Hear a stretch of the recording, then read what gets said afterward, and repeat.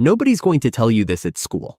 Your parents probably didn't say it either, and most of your friends don't know it yet. But somewhere along the way, if you're lucky, life teaches you these things through pain. Today, we skip the pain and go straight to the lesson. 5 messages. For men, pay attention. Message 1. Fix your finances before you try to fix the world. A man without money has no voice. That's not a cynical statement. That's just how the world works, and pretending otherwise doesn't change it. When you have no financial stability, your entire mental energy goes to survival. You can't think clearly. You can't plan ahead. You can't say no to things that don't serve you. You can't walk away from jobs, relationships, or situations that are slowly destroying you because you need the money.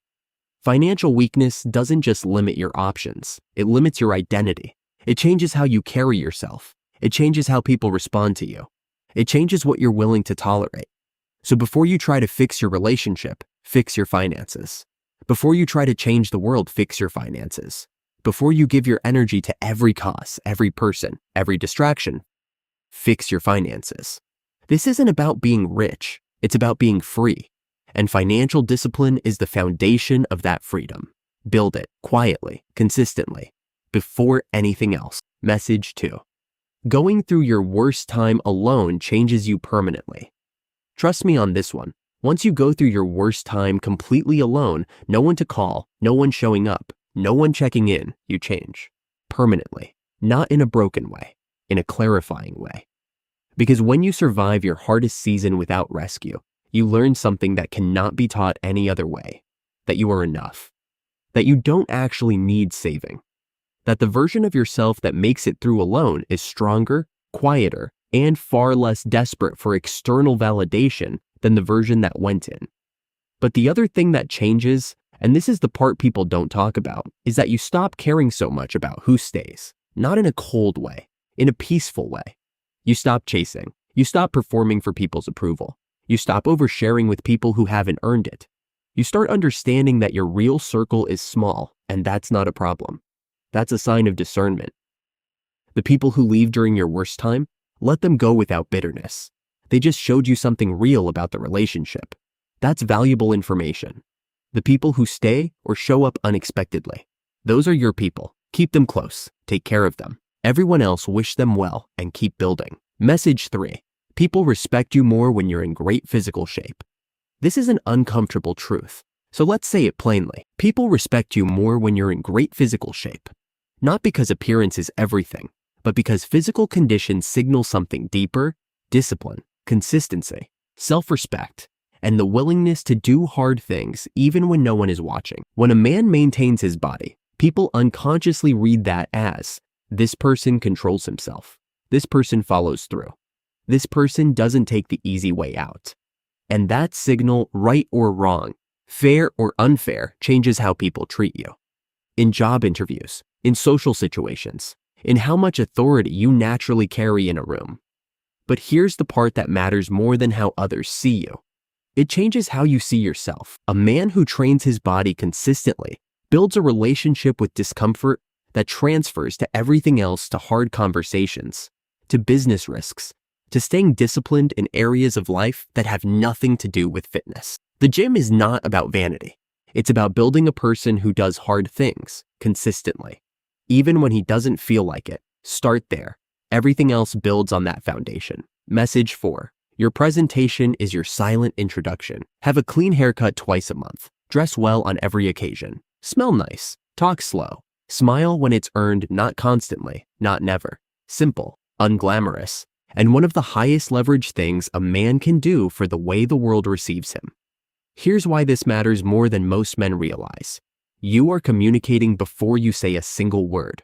Your posture, your grooming, your clothes, the pace of your speech, all of it lands before your first sentence. People are reading you the moment you walk in. A man who is well-groomed, well-dressed, and calm in the way he speaks sends a message that requires no explanation. I take myself seriously. And when you take yourself seriously, genuinely, not arrogantly, others follow your lead. Talking slow is especially underrated. Anxious people talk fast. People who are comfortable with silence and confident in what they're saying take their time. The room adjusts to them, not the other way around. None of this requires money. A clean haircut isn't expensive. Ironed clothes aren't expensive. Posture is free. Speaking deliberately costs nothing. These are choices. Make them. Message 5. No one is coming to save you. This is the most important message on this list. Be private. Accept the loneliness. Fix your life. No one is coming to save you. Your life is 100% your responsibility. Read that again, slowly.